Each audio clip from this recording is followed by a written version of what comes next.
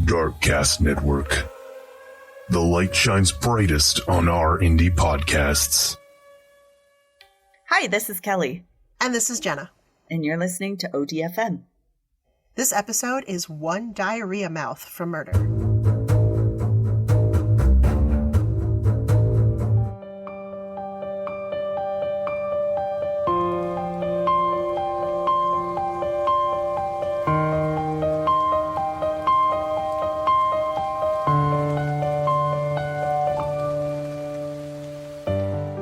So, this is the trial now of Shayna. Shayna Hubers. Top shelf Shayna. Top shelf Shayna. I like that. All right. Shayna Hubers was indicted for Ryan Poston's murder on December 20th, 2012. A month later, she entered a plea of not guilty. By self-defense. Reason of self-defense. It was all self-defense. Mm-hmm. Police interviewed Ryan's friend and fellow attorney, Ken Hawley, and his legal assistant, Lori Zimmerman. They had offices in the same building as Ryan. So they knew witnessed. Yes, they knew him, and they witnessed Shayna's crazy. Ooh, good. Okay. And how Ryan handled it. So they were friends, and they were like colleagues. Okay. And they got to see some of this. Mm-hmm. So Lori Zimmerman said, quote, "If she couldn't get him on his cell phone, she'd call the receptionist and ask for him, or she'd show up here. I mean, it was relentless." Yeah, so she showed up at his job. She showed up at his home. She just... and it's embarrassing because then... Right? It's taking up everyone else's time. Oh my God, right? And he's like, this isn't even like, this is some girl I was going to date. Yeah, I barely got to know her. Oof. Ken Hawley said she would text him 50 to 100 times a day. Her plan must have been insane. Wow. I don't know, man. Yeah. It's just like she had the unlimited plan, obviously. God. She would just wear him down and exhaust him to the point where he would just say, "Okay, Shayna." And he kept doing the easy thing, which was staying with her. Oh, no. Which I understand. See, and who wants a relationship? Yeah. My 8-year-old's like that. Like, seriously, where you just keep, and you're like, just whatever. Go to bed at midnight. I don't care. Have Eat your ice freaking cream. Pop-Tart. I don't care. Right. It's like, you want to wear mismatched socks and your pants inside out to school? Great. Your underwear on the outside? Yes. I don't care. I don't care. Oh, just no. Yeah. So I get it. After a while, you're just like, right. Whatever. But you're never going to want that person. And she's got to know, like, no one's ever going to want that. Oh my God. Yes. No matter how top shelf you are. Right. So there they are at their wedding going, "And what made you fall in love with her?" "Well, it was the way that you wore me down that really warmed my heart." I really enjoyed being forced into this. Exactly. Ew. I couldn't get her to shut up. So I just... She had that diarrhea mouth. Oh my God. Yes. Ugh. No. Both Ken and Lori say that when Ryan left the office Friday, October 12th, he was all smiles. And he told Lori, "I have a date with Miss Ohio tonight." He was like super excited, right? Excited about something. He was trying really hard to move on, right? Lori remembers telling him, "I'm very nervous about what you're doing tonight because who knows what Shayna will do. You need to get her gone. You need to call, she goes, "I need you to call the police. I need you to call a locksmith. I need you to make it very final." Okay. So she took it very seriously. She was like, and this is a law assistant. She's like, right. She's like, I can see it happening. I see what's coming. Oof. But Ryan told her not to worry. He said, "I've got this." Yeah. And of course, a few hours later, we know that Ryan would be dead. He did get it. Oh yeah, he got it. Aww.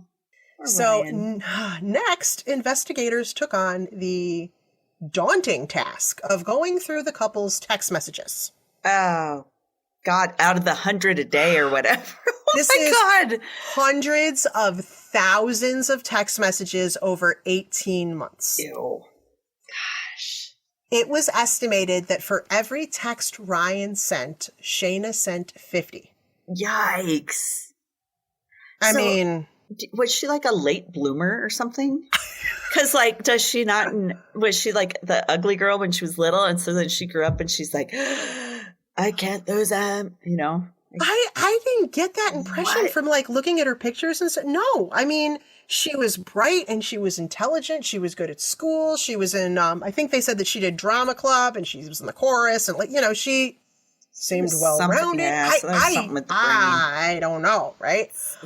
Something of some sort. Yeah. Something was crazy, right? No, it's all right. It's just, yeah, it was, I mean, I'm just picturing, like, you know, I mean, my sister and I tend to send, like, novels to each other, and it's a pain in the ass when I have to go back through and be like, wait, what day did she tell me? And I'm, like, scrolling. I hate that, yeah. Could you imagine this poor guy being like, good God, where did I write the thing? You know, and you're scrolling. I bet he just skips it all and's like, oh, I'll respond tomorrow. And then she's, like, going crazy and, like, right? Ah! 8 months before the murder, Ryan sent a message that ended to Shayna that ended with, "You can tell people you broke up with me." Like, just please end this. Just go away. I don't care how you say it. Just exactly. Oh my you God. Can say you dumped my ass, right? Her reply was, "I love you dearly, far more than you deserve." Oh God. Girl, it sounds like you didn't deserve him. Oh my God, right? That was 8 months before the murder. 8 months. Okay. A month after that, he sent Shayna, "Stop texting me," and stop was all caps. Oh right? my gosh. Yeah. And he then, yelled it. Stop. Yeah, exactly. Well, then a month after that, this whole message is in all caps. It says, "I no longer have the patience to deal with you." Oh God. I mean, I get that he was trying not to hurt her feelings, but I feel like at some point he was being pretty direct. Yeah. Like, yeah. I mean, leave me alone. 6 months before the murder. Like, he's been breaking up with her for, like, months. Yeah. Like, months and months and months. 6 months before the murder, he sent a text to his cousin that said, "She came to my place on Sunday morning, and I literally had to pick her up and throw her into the hall." Wow. Oh my God. That's 6 months. Like, this leave. is... Right. Like, I feel like she's like, "What are you trying to tell me? Like, I don't understand what you're... Why can't you just be direct?" Like, Wait. oh my God. I'm as direct as I can be. So then it seems that they kind of reconciled over the summer. Oh, shoot. Or, in my opinion, she wore him down. Yeah, probably. I don't know. I mean, again, no one's perfect. He couldn't have been... Right. I'm sure maybe at first there were mixed messages. Right. Probably. You know, okay. Yeah. But still. She's probably good at seducing him, and then it was Well, right, yeah. You know. Then in late August, remember this happened in October. In late August, Ryan sends this text to Shayna. It says, "I'm turning off the phone and padlocking the door." Right? That's pretty direct. So that message, you know, there's always a timestamp. After that message, over the next 9 hours, Shayna sends him at least 100 messages. Oh my God, girl. No. Ryan finally replies after 9 hours, "I'm not reading any of these. Stop." God, she's just embarrassing herself now. Oh my It's God, like, right. What do you think she did? She didn't stop. She showed up at his condo. Oh God. Right. And I'm sure he regrets this now. Yeah. She had her key. Oh. She had a key to her. Yeah. Get it changed. So that's, I believe, why Lori Zimmerman was like, "You need to change the lock." So she had changed. Oh no. So this is in August, right? So she comes over. She shows up. She won't leave. Oh, I have this like thing that popped up on my screen. Move. She shows up. She won't leave. She lets herself in with her key. So Ryan actually ends up leaving his own condo and spends the night at his father's place. Jesus Christ. Because not only did she come in, but she wouldn't stop arguing with him. So he's like, "Okay, God. I'm leaving." Can you imagine a marriage or a lifetime of that? No. Oh my God. There's no way. They would have There's been no way. doomed to kill each other. Oh my God. Absolutely. Somebody would have been doomed. So as they're investigating, detectives learned that Ryan was a proponent of the Second Amendment and a gun enthusiast, which explains all the stuff that was right. According to his ex-girlfriend, he always had guns with him. He would have one in his boot. He would have them in his holster. But everybody, all of his friends and family, said that he was a very responsible gun owner who was very serious about gun safety. And he even took Shayna to the gun range. Okay. Like, to be responsible around the guns, train right? her. 11 days before the murder, Okay. Shayna sent a text to a friend that said, "Ryan doesn't love or care. duh. Like, wake no, up. he doesn't. Leave him Ryan alone. doesn't love or care. He's an evil person. When I go to the shooting range with Ryan tonight, I want to turn around and shoot and kill him and play like it's an accident. That's not love either. So, unfortunately, her friend didn't take it seriously. You know, like when you're mad at your boyfriend and you're like, oh, I'm going to kill him, you know.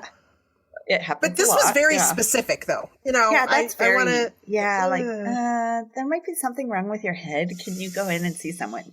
Yeah, or maybe text the boyfriend and be like, dude. Yeah, maybe don't be around. Right. So, in that police video where she just had the diarrhea of the mouth and just blah, blah, blah, right, Shayna claimed that at one point while arguing that night, Ryan locked himself in his bedroom.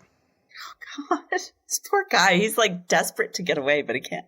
Seems very contradictory to her self-defense claim. Yeah, absolutely. Typically, the aggressor doesn't lock themselves away from you. Very true.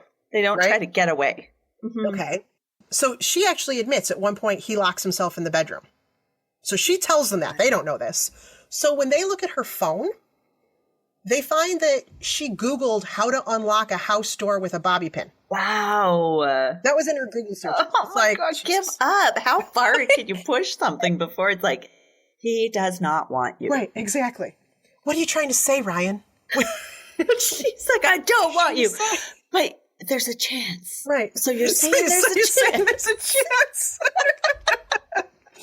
Oh, God. See? So Shayna remains in the Campbell County Jail for almost 2.5 years because she can't post her $5 million bail. Yeah. Right. Makes sense. 2.5 years. So her trial begins April 13th, 2015. And she realized finally that she doesn't get a phone in jail. Right. It took she 2 doesn't years. get a phone in jail. Yeah. And it's starting to dawn on her that maybe Ryan didn't want to date her. What? Maybe. But he never told me. If he had just been honest with me. If he had just been honest with me. If he'd just been honest. Right? God. Oh, God. So the prosecution argues that Shayna's motive was to permanently end the relationship, which sucks because he literally said, tell everybody that you dumped me. I don't care. Whatever, however you want to say it. Nobody puts baby in a corner. No. Shayna was not going out that way. Oh, God. She was like, no, we're ending this on my terms and you will not date anyone else. She certainly ended it. Right. She does. I don't know if I put it in here later. She swears that she knew nothing about the date with Miss Ohio, but that seems to me like something that someone much of a coincidence. That would put someone over the edge, no? Mm-hmm. Oh, for sure. And it's too much of a coincidence. It's the same night. Exactly. Not only does he have a date with somebody else, but she's a freaking beauty queen. Yeah.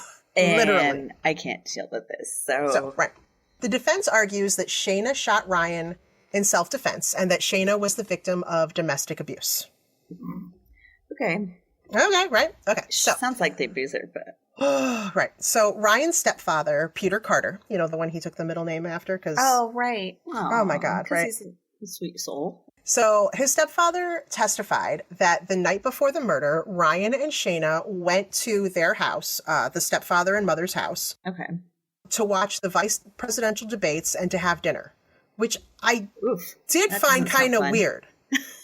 Well, not just, for one. Yeah, that's going to be fun. But also, if he is trying to get rid of her, why did he bring her to his mom and stepfather's house? Maybe he thought he could bore her to death. So, I mean, that is kind of a weird thing. But okay, so if you're hanging out if you're dating a guy, and you don't think he's trying to get rid of you, if you're dating a guy, or if you're seeing a guy and you're not sure if he's serious about you, but he brings you to his mom's house on a Thursday to watch the presidential. Like, that's a very, we're a couple kind of thing to do. Oh, for sure. It is. That's not even like a formal date thing. Yeah. That's like a... Or was he like, she came over and I can't get rid of her. I want to be around other people. You know? So this could be an excuse, and maybe she'll be bored to death from the vice presidential debate. That would work for me. Yeah. I got Gavin to go to bed one time that way. Oh. He couldn't go to sleep, and I turned on the debates, and he was like... Go do that now. Go put it on out there. Totally. I'll leave you alone. That is exactly... So, you know, they watch the debates, they have dinner. Ryan also shares some good news. Oh. He's pregnant. How did you know? Yes. How did you know? He's the first pregnant man in America. But it's someone else's baby. Oh. So, okay. Shayna's gonna be pissed. He shares some good news that a settlement had been reached on a civil lawsuit with his former legal partner. So I guess he had started this law firm with a legal partner and it went very badly and it had been very stressful. It had been wearing on him for months. So besides having little miss, you know, that diarrhea face. Yeah. Right, exactly. He also had this shit going on. Like, you know, they have this, he was being sued, I believe, by his former legal partner. Oh, fun. So he was like, hey, this is great. Yeah, like, this one thing off my plate. This has been resolved, right? So that's resolved. He's still dealing with the Shayna issue. He's like, great, I'll amp it up. Oh, God, right. And he's got a date with Miss Ohio, right? So, right. So his stepfather, Peter, testifies that Ryan confides in him that he was a little worried about his date with Miss Ohio the next night, Audrey Bolte or whatever, because Shayna's always around. Which, you know what? Maybe because he said that, maybe you're right. That's why. Yeah, maybe it was like changed it away. She like shows up and he's like, well, I'm going to dinner with my parents' house. And she's like, great idea. Let's go. Here we go, right? God. In his testimony, Peter says, I told him to make sure that he was kind to Shayna and to be honest with her about what was going on. I told him to be direct, but to be kind. Sorry, Dad, that has yet to work. Yeah, that ship sailed. It is not happening. So they also had Miss Ohio, Audrey Bolte, testify that she and Ryan were going to meet for drinks and play pool at a local bar. The night that he was killed, they had it set up. They were supposed to actually meet at 8 p.m. at Ryan's condo. Oh. But Audrey was running late, so they agreed to meet at the bar at 9:30. God, that's probably lucky. She probably would have been killed too. I wouldn't know. Oh my God. Talk about if she would have gone into a fit of rage when she saw. You're right. Oh. Or absolutely. could she have saved stopped it? I don't know. Right? But now she's got to live with that, right? Like. True. Like what would have happened had I been on time? Yeah. Oh my God. Same with Ashton Kutcher. Oh, yep. See, just like One Date for Murder. Had he just shown up on time. Had he just shown up. Okay, so then Doris West, who lives with her husband Vernon in the condo directly below Ryan's, she testifies that at 8:45 on Friday, October 12th, they heard a woman crying out on Ryan's deck. Oh, God. Which and they said, like, there she is again. Heard before. They did kind of say like, you know, it's kind of. Every night, happens, there goes right? Shayna. Drama. But not long after, they heard two noises that they assumed at first were fireworks. Yeah, it's never fireworks. Yeah. Then they heard four more noises. And then they followed by what they thought was sound like something hitting the ground. Perhaps a body. Body call. Doris also testified that they did not hear any arguing or there was no noise, like physical fight. Right. Like, and I mean, if someone on the floor above you, you hear that, right? Yeah, you hear a lot of shit. So, I mean, we hear it through the podcast on the floor above me. Exactly, right. If someone's getting thrown around, you think you'd hear something, right? An expert in bloodstain patterns testifies that he believes Ryan was sitting at his dining room table when he was shot. Well, yeah, she said he, hit face first. Right. Even Shayna said that. But she also said that he was, coming at her. Table. Oh. So was he sitting? Was he standing? Like, what? Right. Okay. So they said, based on the bloodstain, so they think he was sitting and he was shot first in the head. And the prosecution explains their theory that, so they think that Shayna shot him twice in the head as he was sitting, and then he fell face down onto the table. Okay. And that's when she was able to shoot him in the back and under his arm. So I don't know if he had an arm out, or so he fell and his arm was up or something like that, right? So he wasn't alligator rolling. He was not, apparently. Oh. But then after she shot him in the back and arm, he must have fallen out of the chair onto his back because then he was shot 2 more times in the chest. Good God, girl. How do you have time to twitch? I don't think you had any time to twitch. Hey, right? Exactly. It was one minor movement. And she's like, nope. You're still alive. Oh, my God. Jeez. So then prosecutor Michelle Snodgrass called Cecily Miller, who was a fellow inmate who had been in prison with Shayna at the Campbell County Jail. Because, she'd been sitting in there for 2.5 years. And she likes to talk a lot. She really does. Shut up. Anyone who will listen. God, Actually, imagine being jailed with her. They probably didn't even offer this woman some kind of a plea deal. They just were like, she was just like, just give me out of there so I don't have to listen to her talk for a while. I'll testify to anything you want. Yes. It's just her cellmate's like, oh, I'm going to kill myself. Yeah. All they promised her was some noise-canceling headphones. That's all they promised her. Thank you. That's all it'll take. I want to listen to this shit, right? Cecily was asked if she ever heard Shayna laugh. And Cecily says, oh, yes. And so Attorney Snodgrass says, about what? And Cecily said, about shooting him in the face and giving him the nose job he always wanted. Oh, direct words. Oh, my God. Those And match. she said, that's what bothered me. She cackled. Yikes. So she repeats this story about giving him the nose job, and she finds it funny. Nobody else thinks it's funny. Yeah. Cecily also testified that Shayna also discussed her defense strategy in prison. Oh, she needs a shut up. You're right. Diarrhea of the mouth. The girl won't zip it, right? She said she was going to plead insanity, but she was too smart because she has the IQ of Einstein. So she was going to plead battered wife syndrome. But you're not a wife. But you're not, and you weren't battered, for the love of God. Yeah. Two minor technicalities. Neither word fits. Right? The prosecution also showed the jury the pages and pages of text messages between Ryan and Shayna. God. And they got to view the entire bizarre 3-hour song and dance that she performed So be without like a her attorney. Torturous jury duty. Because Right? you're like, oh, this I would don't be know, though. interesting. And then, Dude, if I was on jury duty, I would be sitting there being like, can I get some popcorn? I just got, this is a train wreck. I cannot great. stop looking at it. I watch this. Oh, Right. Can you rewind that? I want to hear her say that again. Can you just... And you're laughing. Ah, what a weirdo. Oh, I'm sorry. When I'm on a jury, I'm not allowed to be like, you fucking liar. I can't make comments. I'm so sorry. I did not know. Dumbass. Oh, sorry. I was watching a movie, I thought. Based on this podcast alone, I'm never allowed to be on a jury. Like, she can't not talk either. Hey, oh, good. We have our way out each time now. There you go. Huh. Oh, God. Okay, so Shayna's defense team, led by attorney David Mejia, set out to prove that Ryan Poston was an abusive boyfriend with anger issues. Oh, God. Good luck. All right, here we go. All right. Shayna's mother, Sharon Hubers, testifies that the night before the murder, Ryan took Shayna over to his mother and stepfather's house to watch the vice presidential debates, as one does when they're dating. Trying to get away from Right. girlfriend. Right.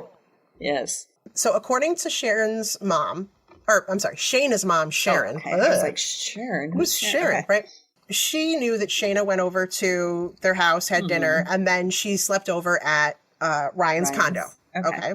But then apparently Ryan said he didn't want to see her that weekend. And Shayna called her mom around 3 a.m. upset and not feeling well. Oh, come on. God. 3 a.m. she calls her mom and she's like, not well, not okay, and wanted her mom. Oh, God. She's all dramatic. Sharon Hubers, who lives in Lexington, drove the 2 hours to Highland Heights. Okay. Arrives around 5:30 a.m., finds Shayna visibly upset, and Sharon was afraid that Shayna was having a stroke, but she refused to go to the emergency room. I'm starting to see this pattern Yeah, I was going of... to say, like mom, like daughter. Right.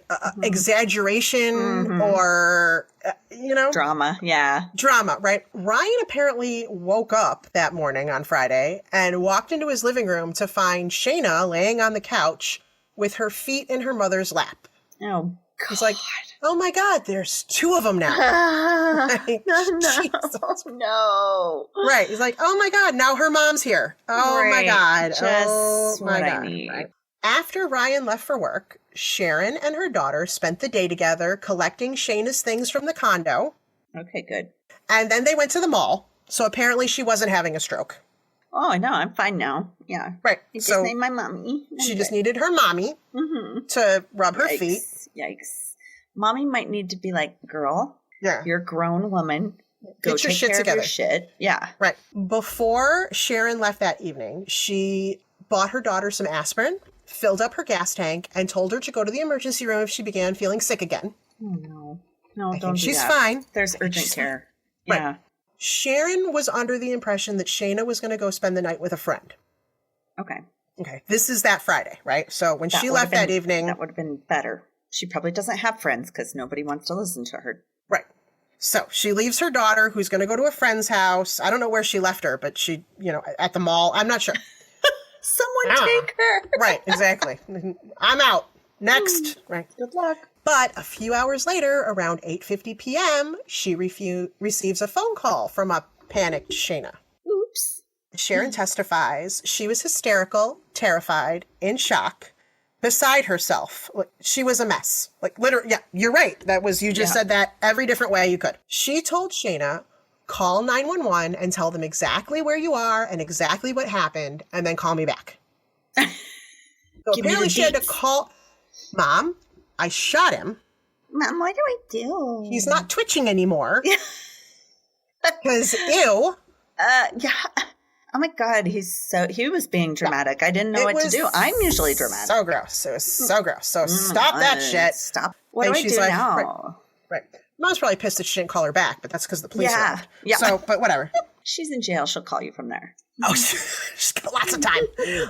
The defense showed the police video where Shayna described how Ryan assaulted her. So Shayna is saying he was throwing me around the room, picking me up and had my face and stuff.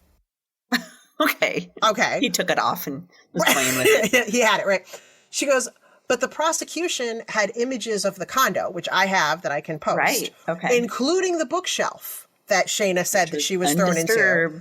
Right. And there's the row of bullets is sitting there. There's the pipes, the tobacco pipes everything and stuff. Been easily knocked over. Okay. Oh, these were things that were easily knocked over, you could probably stomp by and they would fall over. Right. It wasn't like books on a bookshelf where you could shake it and the books aren't going to move. Right. They were knickknacks and shit, So the defense team claims that Ryan was a man consumed by anger. He sounds like it. Consumed, right? His ex-law partner was suing him. They entered Sounds like there's a bag of chips behind you. I think that's my cat. What are you doing, dude? Are Are you eating a bag of chips? What are you doing? Oh my gosh. Okay. Now, again, no one's saying Ryan's perfect. Okay. Right. Absolutely. And, but he's he hot. obviously he was hot. Holy crap. I mean, damn. See. And I don't know that he had a temper, but he did get angry, right? Well, and this was angry. Right. This was really stressful, right? This whole he was being sued thing, right? The defense enters into evidence Facebook messages that Ryan sent to his friends weeks before his murder. Mm-hmm. In one, he wrote, quote, "I want to rig explosives to everything I see." Okay, that's a little disturbing, a little bit. Right. Yeah. Right. In another one, he wrote, "There is nothing I want more than to just scorch the fucking earth and leave this entire city in a pile of burnt rubble." I feel that a lot about my town, actually. So he sounds more like a disgruntled high schooler that you're like, totally. Oh man, we need to flag this kid. Yeah, do we need to report this to the school? Right. Yeah. Exactly. And then in a message where he actually refers to that ex-partner, the one that was suing him, he wrote, "I want this piece of shit destroyed. Bury him neck deep at low tide. I want to throw darts at his head." So wow, that's detailed. Was pissed. Right. It really was. Okay, yeah.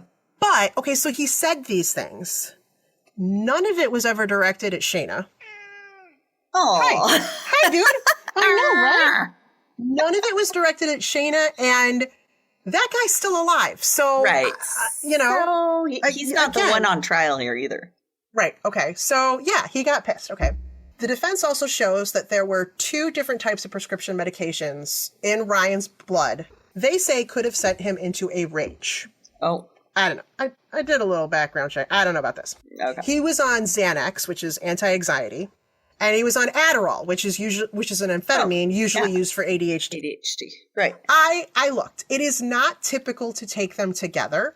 Right. But I did find that there are some times that doctors will prescribe them together, which is still kind of weird because they basically do the opposite thing. Right. Absolutely. Okay. Huh.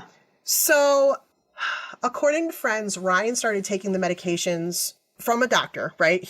They were prescribed to him. He wasn't getting them it's not like he's just... Yeah. And he was taking them due to the stress from the lawsuit. And I'm sure probably Shayna, but that's just my personal, I don't know. Absolutely. Can you imagine that adding to it? Exactly. So they told him, or he told them, he was taking the Adderall to wake up and the Xanax to go to sleep. Makes sense. Yeah. Which, right. But then that takes a toll on your body. Yeah. But maybe he was just doing it until he got through this bad part and was like, okay.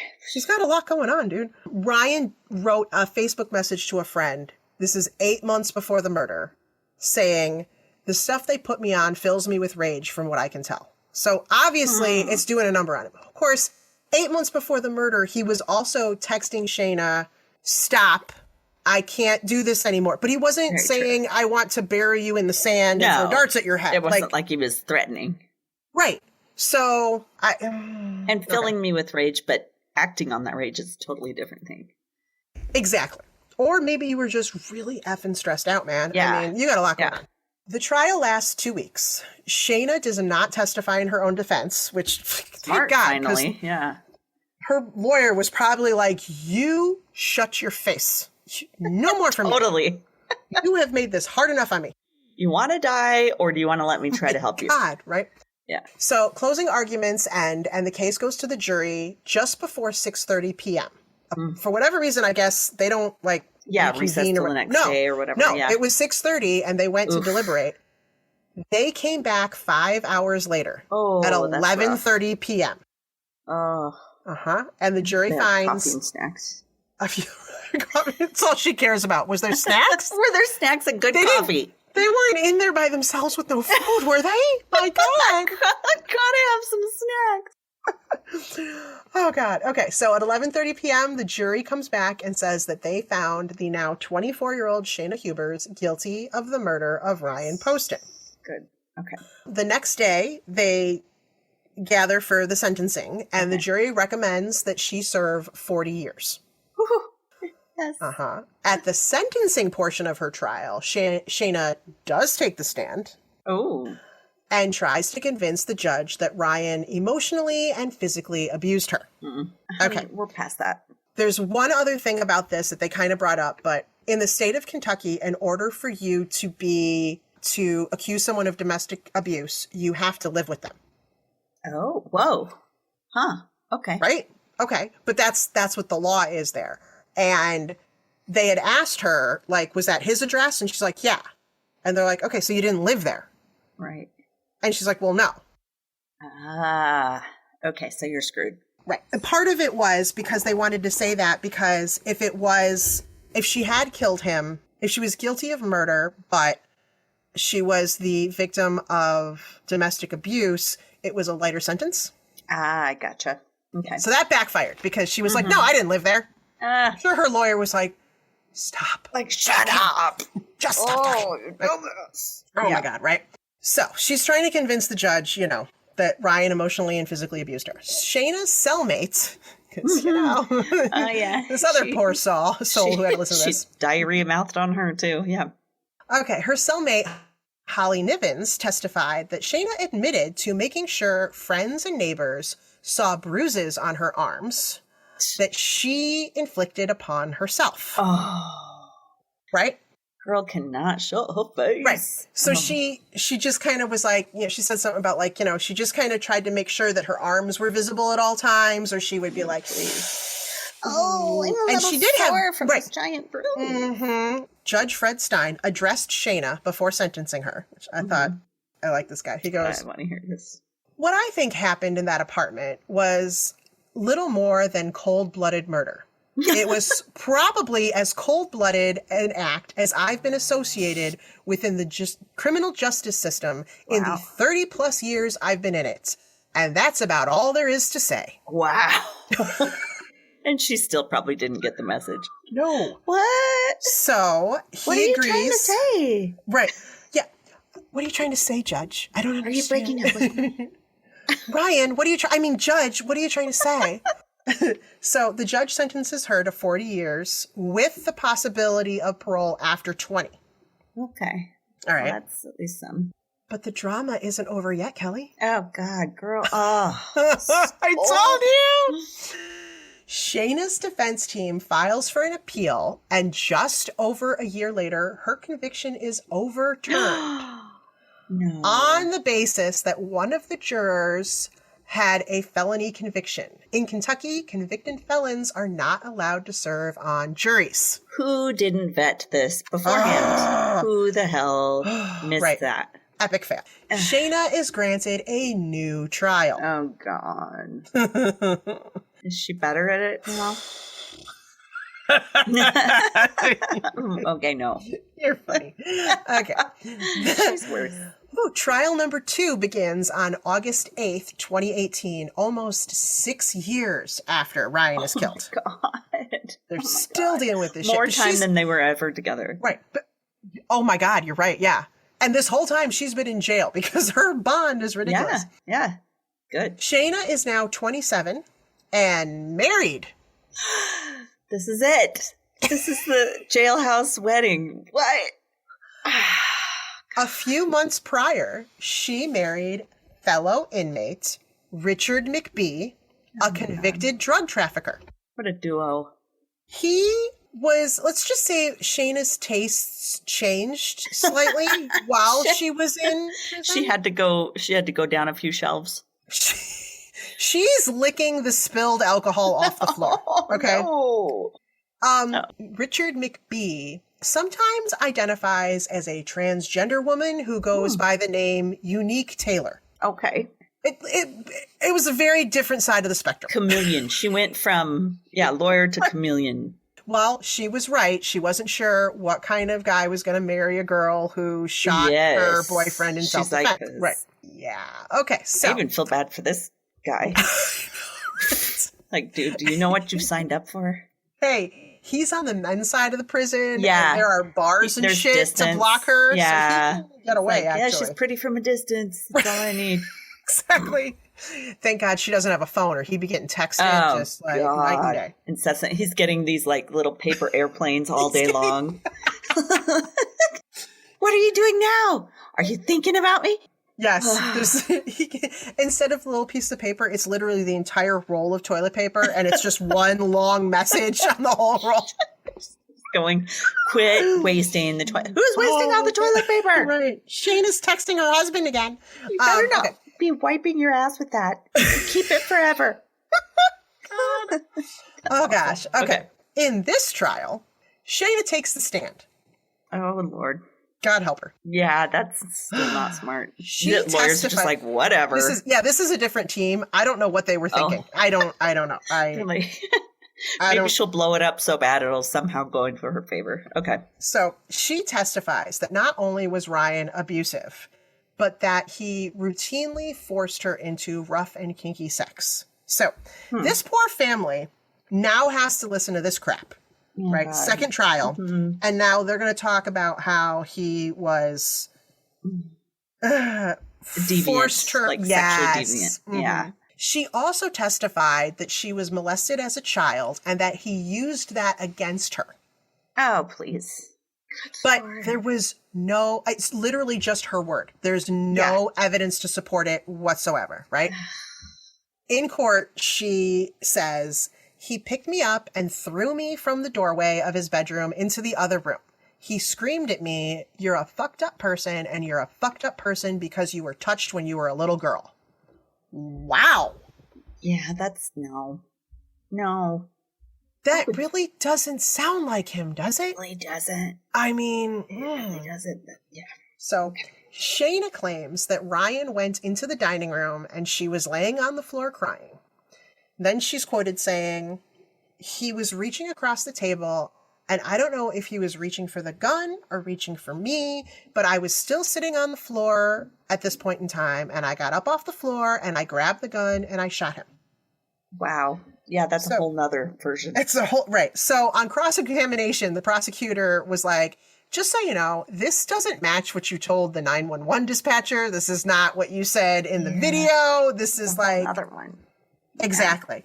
And she kind of said to her, like, you know, that's not what you said in the 911 to the 911 dispatcher. And Shayna was like, it's been so long, I can't remember what I said. Because it wasn't this really dramatic moment that sticks itself in your brain forever. And yet you remember play by play everything else. Yeah. Convenient. Weird. So I know this is going to shock you, but after 5 hours, the jury found her guilty again. Well, thank God for that. Yes. This time, she is sentenced to life in prison with the possibility of parole. But this time she gets life instead of 40 years. Although what's weird is she has to serve 20 years before she can be considered for parole, which is the same thing happened when she got the 40. So either way, she's not eligible for parole until 2032. Good. Okay. Yeah, so we're all safe till 2032. So her husband, I assume, husband and wife, is going to get out before she does, probably. Yeah, that didn't last. It's already done. They got divorced before their first anniversary. I don't know if it was the second murder conviction that did it for him, that he was like, you know what, maybe she's not the right one for me. Maybe I should look outside of jail for love. Maybe I should. Right, exactly. Maybe I should get on inmates.com. Oh, God, inmates.com. Shayna Hubers is incarcerated at Kentucky Correctional Institute for Women in Pewee Valley, Kentucky. Aw, Pewee. And there is where she will rot for the next several years, God willing. Yes. While she concocts yet another story. We don't need another story. Another version of events. It's done. You're done. Shut your face. Yeah, the girl wouldn't shut up. Yeah, she's definitely diarrhea mouth. Okay. Would you like to hear my sources? I think I need to. Shayna herself. Shayna. Over and over. All of this information came from. We don't even Shayna need herself. any other source. Right? Oh my God, right? So I watched a 48 hours on it. I did see it was a 48 hours and a 2020. But I really got all of my information. Like, I watched those and I wasn't even taking notes. I was just staring. Like, I was what like, the hell? wow. Right. My sources that I used for this were Cincinnati.com. Lots of articles. He had done his lawyer work. Yes. Okay. Yeah. abcnews.go.com, cbsnews.com, and wikipedia.com. What's interesting is there's a Wikipedia page for the murder of Ryan Poston, but there isn't a page on her. That's really interesting. And she is not on Murderpedia. I was just going to say, is she on Murderpedia then? No. Isn't that weird? Maybe you have to submit it. But then you'd have to write all the articles and stuff. No, I don't got time for that. I already did. Right. I already wrote it all. Oh, yeah. Okay. Hey, Oddies. Thanks for listening to another episode of ODFM. If you're a longtime listener, hey, we cannot thank you enough for your continued support. And if you're a new listener, thanks for giving us a try. If you like us, please drop us a like, subscribe, or rate us so we can share our stories with more people around the world. And if you'd like more information, like links to our podcast and socials, along with our Patreon fan page, those links are all on Linktree under ODFM Podcast. That's linktr.ee/ODFM Podcast. Side note, you guys, we're obsessed with fan art, and we love making things with it, like stickers for our fans. So if you'd like us to use your designs, send it to us at odfmpodcast@gmail.com. And if we use your design, we'll be sure to send you a sticker. Thanks for listening to another episode of ODFM, hosted by Kelly DeVries and Jenna Swanson. Production and editing by Kelly DeVries. Theme music by Eric Swanson. ODFM is a satirical true crime podcast for entertainment purposes only. The stories you hear are serious and true. The comments and opinions are not. We apologize if any of our content is harmful or disrespectful.